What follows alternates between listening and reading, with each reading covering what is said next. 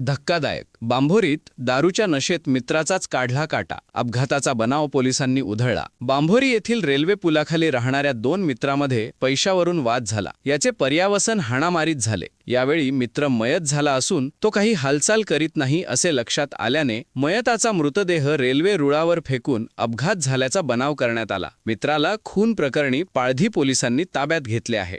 मिळालेल्या माहितीनुसार येथून जवळच असलेल्या बांभोरी गावातील रेल्वे पुलाखाली पिंटू बारेला, त्याची पत्नी सखूबाई बारेला, सुनील बारेला, सर्व राव वर्ला जी बडवानी व कैलास बारेला राहणार पांढरी, तालुका चोपडा हे रेल्वे लाईनवर पडलेले खाली बाटल्या व इतर साहित्य गोळा करून आपला उदरनिर्वाह करतात व त्या पुलाखाली झोपडीमध्ये राहतात. काल दुपारी 2 वाजेच्या सुमारास त्यांना काही पैसे मिळाले. त्यातून दारू पिऊन ते जेवण करीत असताना सुनील बारेला याने पिंटू बारेला याला तू माझे पैसे व मोबाईल घेतला असे म्हणून त्याच्याशी वाद घातला. यावेळी सुनील बारेला याने पिंटू बारेला याला काठी व दगडांनी मारहाण केली. यावेळी त्याची पत्नी सखूबाई ही मध्ये आली असता त्याने तिलाही मारहाण केली. यात ती जखमी झाल्याने ती तेथून निघून गेली. याच वेळी सुनील याने पिंटू यास चाकू मारल्याने तो निपचित पडला. त्याने लगेच त्याला रेल्वे लाईनवर फेकून अपघात झाल्याचा बनाव केला. मात्र रात्री गस्तीवर असलेले रेल्वे लाईनमन यांनी त्याची खबर पाळधी रेल्वे स्थानकावर दिली. तेथील स्टेशन मास्तरांनी पाळधी पोलीस चौकी येथे माहिती दिली असता त्यांनी लागलीच तेथे धाव घेतली. यावेळी त्याचा पत्नीने मृतदेह ओळखला